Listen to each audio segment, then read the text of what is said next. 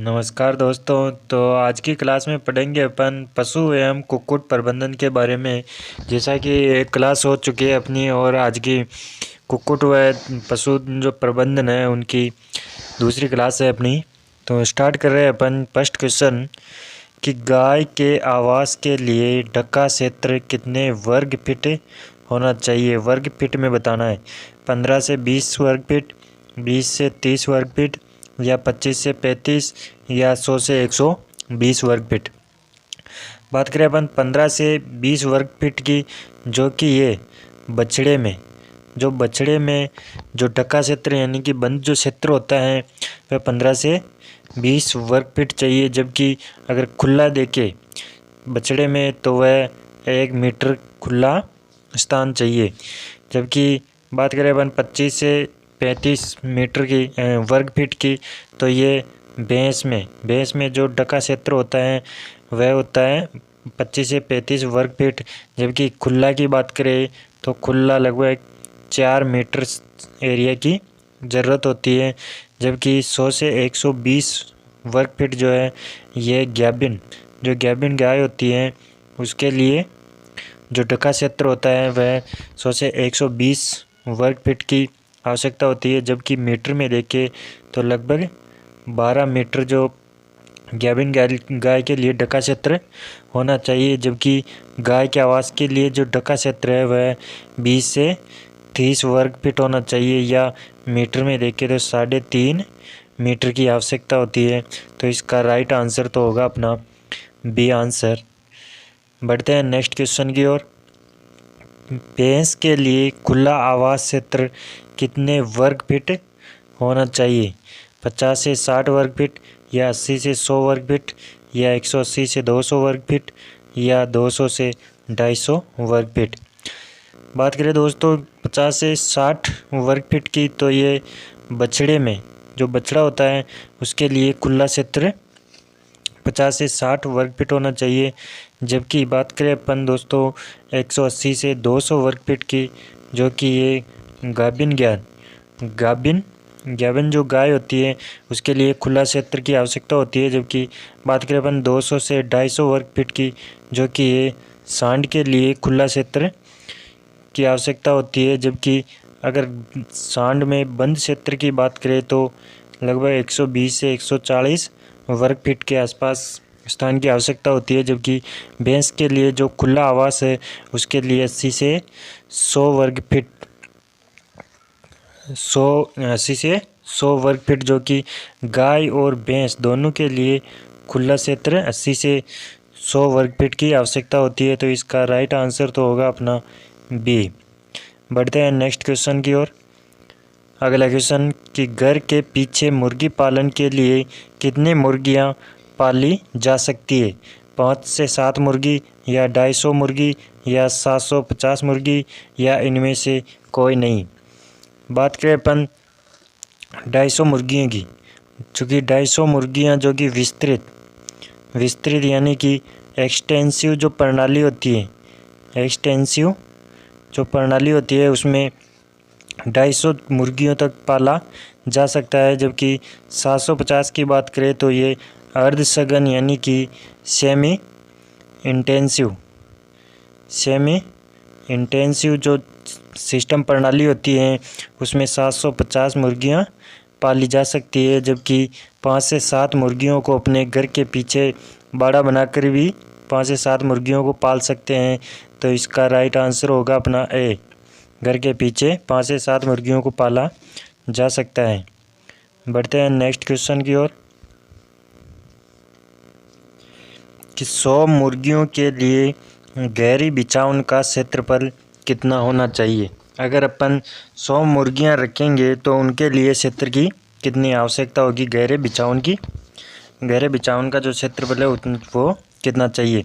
20 × 15 × 10 foot, यानी कि लंबाई चौड़ाई और जो मोटाई होती है उनकी ऊंचाई जो गहरे बिछावन की वो 20 × 15 × 10 फुट, या 30 × 20 × 10 फुट, या 60 × 25 × 10 फुट, या 100 × 30 × 10 फुट। बात करें अपन 100 इंटू 30 इंटू 10 फुट की, जो कि यह तो 1000 मुर्गियों के लिए स्थान, जो 1000 मुर्गी है उनके लिए क्षेत्रफल की आवश्यकता होती है। जबकि बात करें अपन दोस्तों कि 60 इंटू 25 इंटू 10 फुट जो होती है यह 500 मुर्गियों के लिए क्षेत्रफल काफ़ी है।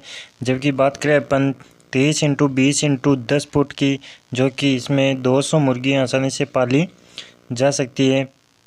जबकि 100 मुर्गियों के लिए गहरी बिछावन का जो क्षेत्रफल है वह होता है 20 इंटू 15 इंटू 10 फुट, जो कि इसका राइट आंसर होगा अपना ए आंसर। बढ़ते हैं नेक्स्ट क्वेश्चन की ओर कि गाय जिसकी उम्र 1 वर्ष से ज़्यादा हो और एक बार भी गाभिन नहीं हुई हो कहलाती हैं, उसे क्या कहेंगे? उसे कैटल या हीपर या गमर या गीमर। जो गाय जिसकी उम्र 1 वर्ष से ज़्यादा और एक बार भी गाभिन नहीं हो उसे कहते हैं अपन हीपर। तो इसका राइट आंसर होगा अपना बी आंसर। बढ़ते हैं नेक्स्ट क्वेश्चन की ओर कि रायका या रेबारी मुख्यतः किस जानवर को पालने वाले समुदाय हैं? बकरी को, भेड़ को या ऊँट को या गाय को? जो कि रायका या रेबारी मुख्यतः किस जानवर को पालने वाले समुदाय हैं, तो वह ऊँट को पालने वाले जो समुदाय होते हैं वह रायका या रेबारी कहलाते हैं। तो इसका राइट आंसर होगा अपना सी आंसर। बढ़ते हैं नेक्स्ट क्वेश्चन की ओर कि बर्फ का जहाज किसे कहा जाता है? बकरी को, ऊँट को, याक को या भैंस को? बात करें अपन दोस्तों बकरी की, तो बकरी को तो गरीब की गाय जो कहते हैं वो बकरी को कहते हैं। जबकि इसको डबल एटीएम व रेगिस्तान का चलता फिरता फ्रिज भी बकरी को कहा जाता है। जबकि बात करें अपन ऊँट की, ऊँट जो कि इसे रेगिस्तान का जहाज, ऊँट को तो रेगिस्तान का जहाज कहा जाता है। जबकि बात करें अपन भैंस की जो कि भैंस को ब्लैक डायमंड के नाम से भैंस को जाना जाता है। जबकि बर्फ़ का जहाज जो कहते हैं वह याक को कहते हैं। तो इसका राइट आंसर होगा अपना सी आंसर।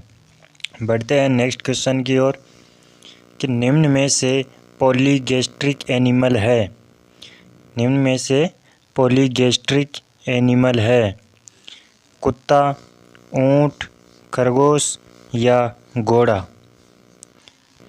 सबसे पहले तो हम बात बता देते हैं कि पॉलीगैस्ट्रिक होता क्या है, जिसमें आमाशय का जो एक भाग से अधिक होता है, मतलब एक भाग से अधिक हो वह पॉलीगैस्ट्रिक होता है, और जिसमें एक ही भाग हो उसे मोनोगैस्ट्रिक कहते हैं। तो जो कुत्ता होता है, खरगोश है, घोड़ा है, ये आदि मोनोगैस्ट्रिक है। जो कि पॉलीगैस्ट्रिक जैसे कि ऊँट है, ऊँट के बाद में जो गाय है, भैंस है, भेड़ है और बकरी है, ये सभी जो रूमिनेंट्स हुए, जो सूडो रूमिनेंट्स जो पशु हैं, ये दोनों पॉलीगैस्ट्रिक एनिमल है। जबकि उसका राइट आंसर होगा अपना बी, जो कि इनका जो आमाशय होता है गाय, भैंस, भेड़, बकरी का 4 भागों में आमाशय बटा होता है। जबकि ऊँट का 3 ही भागों में बटा होता है, एक भाग इसमें एब्सेंट रहता है, जो कि एक भाग इसमें नहीं पाया जाता है। जबकि ये पॉलीगैस्ट्रिक एनिमल है। तो इसका राइट आंसर होगा अपना बी आंसर। बढ़ते हैं नेक्स्ट क्वेश्चन की ओर कि सफ़ेद मांस किसके मांस को कहते हैं? गाय के मांस को, भैंस के मांस को, भेड़ के मांस को या पोल्ट्री के मांस को? जो सफ़ेद मांस कहते हैं वह कहते हैं अपन पोल्ट्री यानी कि मुर्गी के मांस को सफ़ेद मांस के नाम से भी जाना जाता है। तो इसका राइट आंसर होगा अपना डी आंसर। बढ़ते हैं नेक्स्ट क्वेश्चन की ओर कि वैज्ञानिक नामकरण के बायोनोमियल सिस्टम में कौन सी भाषा काम में ली जाती है? हिंदी, अंग्रेजी या स्पेनिश या लैटिन? जबकि बायोनोमियल सिस्टम में जो भाषा काम में ली जाती है वह लैटिन भाषा काम में ली जाती है। तो इसका राइट आंसर होगा अपना डी आंसर। बढ़ते हैं नेक्स्ट क्वेश्चन की ओर कि ऊँट को प्रतिदिन पानी की आवश्यकता होती है।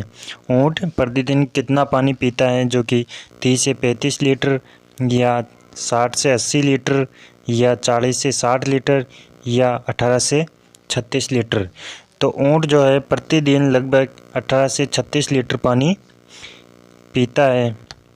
इसको 18 से 36 लीटर पानी की आवश्यकता प्रतिदिन होती है ऊँट को। तो इसका राइट आंसर होगा अपना डी आंसर।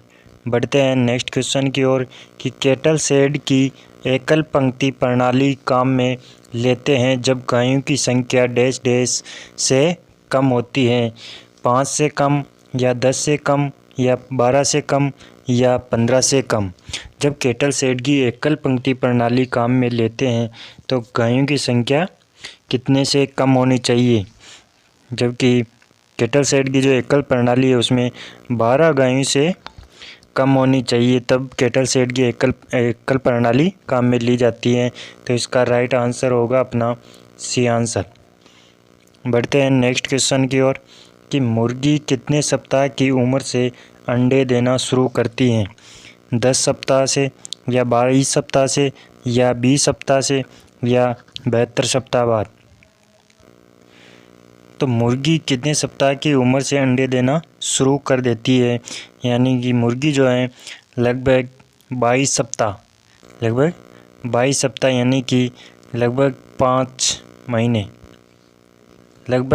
5 महीने बाद जो है मुर्गी अंडे देना प्रारंभ कर देती है। जबकि मुर्गी को जो मांस के लिए पाली जाती है वह 3 से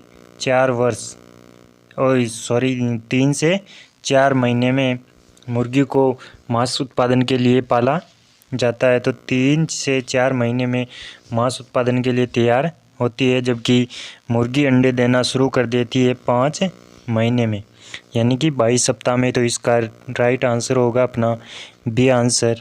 बढ़ते हैं नेक्स्ट क्वेश्चन की ओर कि कोल्ड ब्रांडिंग में मुख्यतः काम में ली जाने वाली गैस है शुष्क बर्फ, तरल नाइट्रोजन या तरल ऑक्सीजन या इनमें से कोई नहीं। जो कोल्ड ब्रांडिंग होती है उसमें काम में जो ली जाती है वह गैस है तरल नाइट्रोजन काम में ली जाती है। तो इसका राइट आंसर होगा अपना बी आंसर। बढ़ते हैं नेक्स्ट क्वेश्चन की ओर